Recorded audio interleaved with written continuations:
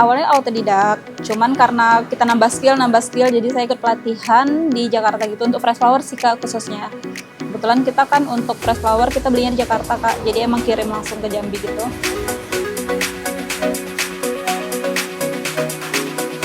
Karena kebanyakan dari teman-teman yang order, katanya di Virendo itu bukannya rapi, terus juga jasanya nggak terlalu mahal, jangkau.